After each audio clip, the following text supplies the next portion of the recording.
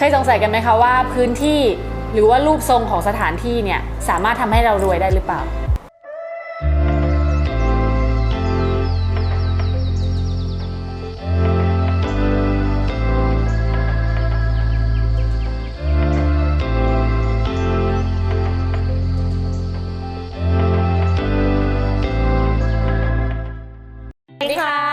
ยินดีเข้าสู่ Talk Sense by Our Diary นะคะก็วันนี้ก็จะคุยกันเรื่องเกี่ยวกับพื้นที่ดินนะรูปทรงต่างๆนะคะว่ามีผลหรือเปล่าสิ่งที่หลายๆคนคาดไม่คิดแล้วก็คิดไม่ถึงกันใช่นะคะก็คือมันจะมีผลต้องบอกว่าถ้าเราไปวัดกลางบางแก้วนะคะหลวงปู่บุญเนี่ยเราเข้าไปพิพิธภัณฑ์ท่านเนี่ยเราจะเห็นเลยว่ามีกระดาษแผ่นหนึ่งเนี่ยบอกเลยว่ารูปทรงของพื้นที่ดินเนี่ยมีผลกับชีวิตเราอย่างรุนแรงด้วยคำว่ามีผลเนี่ยมีผลคืออะไรทำให้รวยหรือทำให้จนหรือทำให้แบบว่าไม่เหลืออะไรเลยอะไรเงี้ยเข้าใจว่าที่คนเขาไม่ค่อยสนใจพื้นที่เพราะว่าหนึ่งเราไม่ได้สามารถซื้อพื้นที่ใหญ่ๆตามใจชอบได้แล้วโดยปกติแล้วถ้าเป็นในอดีตเราจะซื้อพื้นที่ที่แบบว่าดูไม่ออกด้วยซ้ำว่ามันเป็นทรงอะไรใช่แต่ว่าปัจจุบันเนี้ยพอถึงเวลาเนี่ยเขามาทำเป็นบ้านจัดสรรมาเป็นอะไรมันก็จะไปออกแนวสี่เหลี่ยมผืนผ้าใช่เขาตัดมาให้แล้วก็คือแทบไม่ต้องดูอะไรเลยใช่คนก็เลยเลิกดูตัวนี้ไปคือคุณไม่ได้คิดถึงคำนึงว่าพื้นที่มีผลแต่รู้อะไรอย่างว่าสิ่งที่คนไม่รู้คืออะไรรู้ป่ะต่อให้เราซื้อหมู่บ้านแล้วเราก็เข้าใจว่าพื้นที่ของเราเนี่ยคือสี่เหลี่ยมปลอดภัยแล้วสี่เหลี่ยมมั่นคงอะไรอย่างเงี้ยแต่ปรากฏว่าพอเราไปดูพื้นที่ของทั้งหมู่บ้านทรงของหมู่บ้านมันไม่มีทางเป็นสี่เหลี่ยมมันต้องแบบมันก็จะกระยึกซึ่งถ้าเกิดว่าทรงของหมู่บ้าน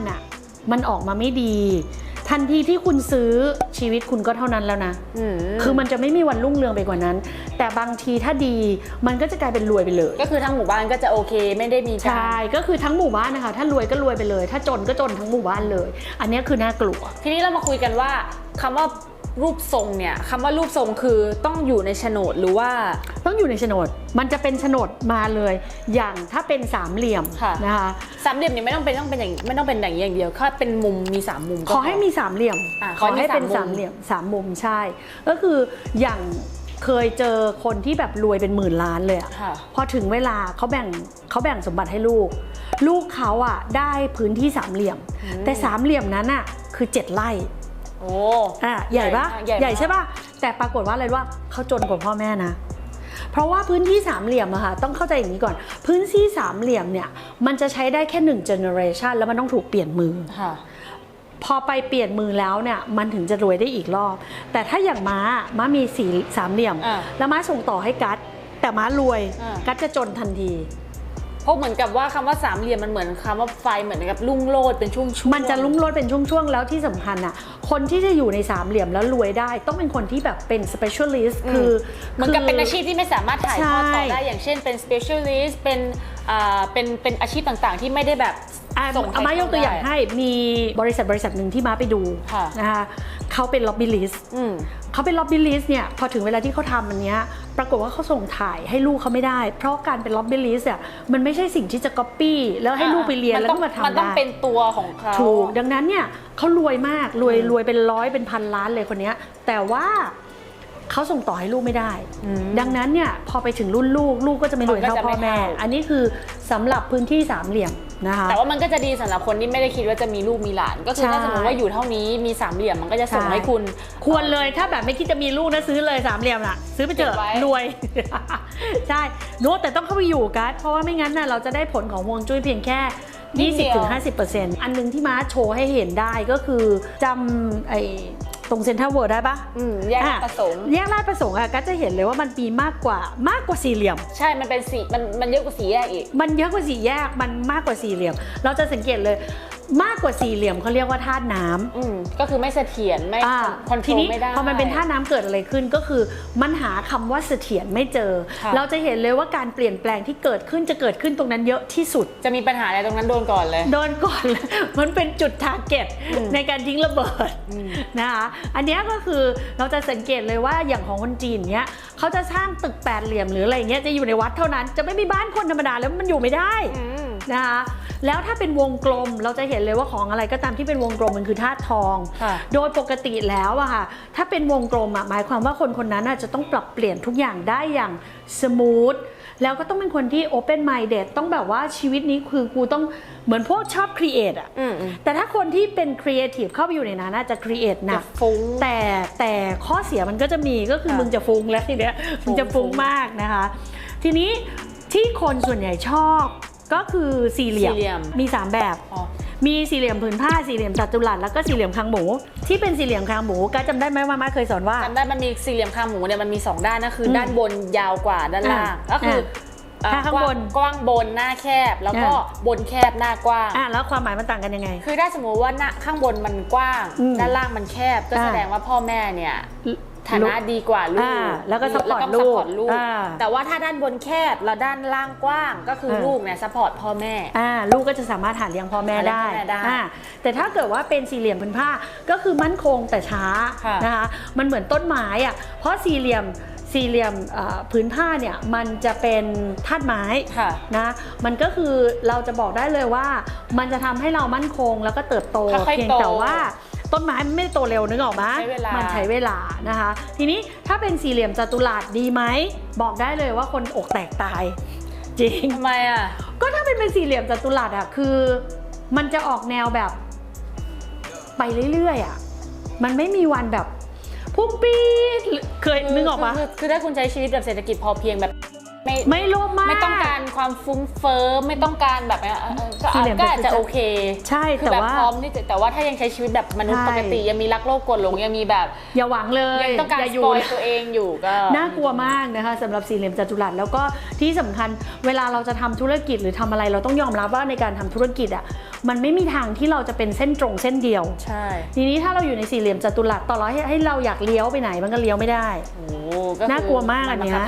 ใช่อันนี้น่ากลัวจริงๆก็คือไม่ควรเลยถ้าสมมุติว่าเราคิดจะทำธุรกิจนะคะไม่ควรอยู่ในสภาวะของที่ดินที่เป็นสี่เหลี่ยมจัตุรัสแล้วอย่างเมื่อกี้มาพูดว่าธาตุไม้แล้วมันเหมือนกับธาตุของคนไหมไม่เหมือนมนุษย์เนี่ยจะมี4ธาตุก็คือดินน้ำลมไฟแต่ว่าถ้าธาตุของผืนดินไม่ใช่พื้นดินเนี่ยมี5ธาตุต่างกันพื้นดินจะมีธาตุดินนะธาตุทองเพิ่มธาตุทองเข้ามาแล้วก็ธาตุไม้ก็คือตัดอะไรออกในธาตุตัดลมออกแล้วเพิ่มไม้กับทองเข้ามาใช่เราเพิ่มไม้กับทองเข้ามานอกนั้นก็คือเหมือนมนุษย์ทั้งหมดเพราะอะไรเพราะว่าในหลักของฮวงจุ้ยเขามองว่าลมอยู่ในทุกที่มันก็คือไปทุกที่อยู่แล้วใช่ดังนั้นถ้าจะตัดธาตุลมออกแล้วเขาจะเพิ่มธาตุทองกับธาตุไม้เพราะเราจะต้องยอมรับว่าในผืนดินเนี่ยมันมี2ธาตุนี้อยู่นะคะทีนี้มันก็จะอาจจะมีคำถามเพราะว่าจริงๆน่ะประเทศไทยก็ไม่ได้มีแค่ผืนแผ่นดินบนแผ่นดินมันจะมีแบบครึ่งแผ่นดินแล้วก็อยู่ในน้ำด้วยถ้าอยู่ในน้ำเนี่ยบ้านที่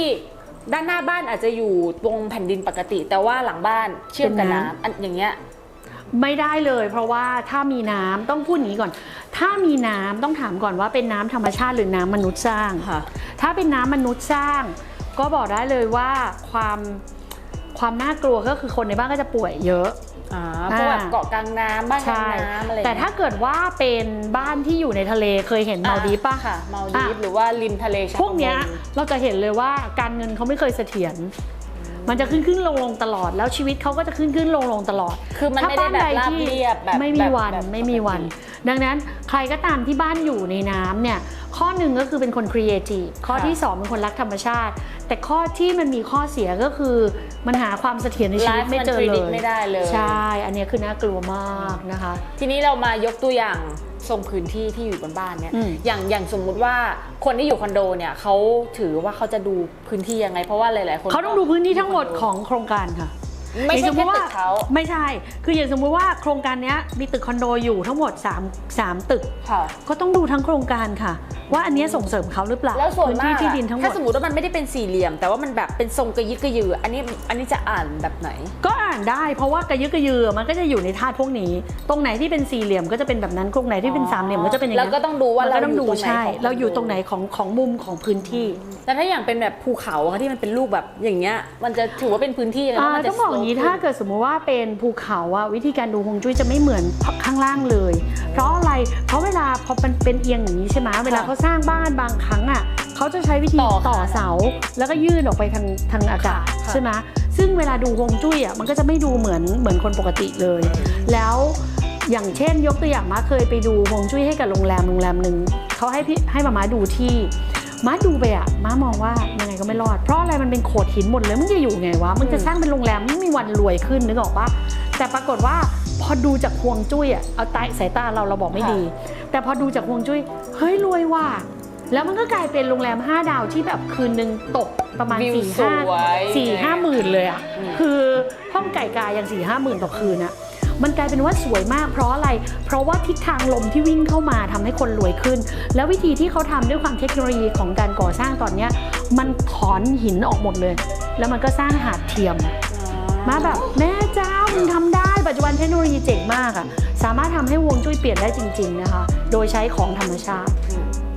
แล้วถ้าอย่างบ้านเราอะครับอย่างบ้านเราเนี่ยเราต้องบอกเรื่องบ้านเรานิดนึงบ้านเราเป็นยังไงอย่างบ้านเราเนี่ยมันจะเป็นลักษณะเหมือนซอยแล้วก็มาบานข้างในเป็นเหมือนถือธงค่ะก็คือเป็นแท่งขึ้นไปแล้วก็บานเป็นธงแล้วก็ใหญ่ถือธงทีนี้ต้องยอมรับว่าโดยปกติเวลาเราทำบ้านแบบนี้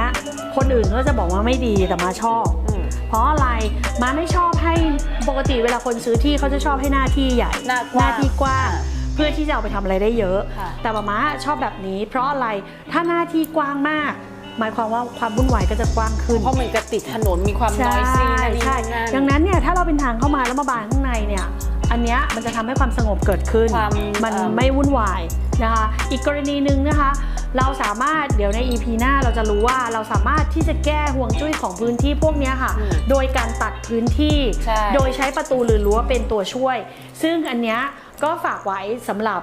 EP หน้าเราก็จะเป็นลักษณะของการตัดพื้นที่โดยใช้ประตูเผื่อหลายๆคนฟังแล้วอุ้ยฉันมีบ้าน3 เหลี่ยมแต่ฉันมีลูกอะไรอย่างเงี้ยมันมีวิธีแก้ไม่ใช่แบบขายที่ทุกอย่างเดี๋ยวถ้าเป็น3 เหลี่ยมไม่ได้กัสสมมุติว่าถ้าเป็น3 เหลี่ยมเนี้ย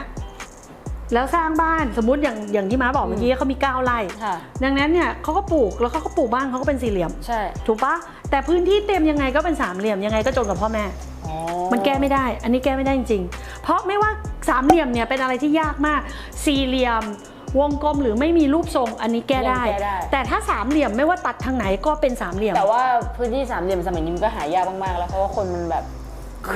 คือต้องบอกว่าตัดยังไงก็เป็น3 เหลี่ยมอันนี้น่ากลัวนะคะดังนั้นก็ฝากไว้ถ้าเกิดว่าสิ่งที่เราพูดนะคะ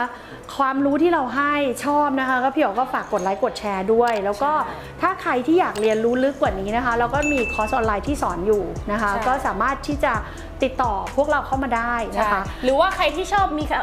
มีคำถามที่อยากจะถามหรือว่าอยากจะคุยอย่างเงี้ยค่ะก็สามารถไปติดตามพวกเราได้ใน Facebook นะคะเพราะว่าใน Facebook เนี่ยจะตอบเร็วกว่าใน YouTube ใน YouTube เนี่ยบางทีเข้าไ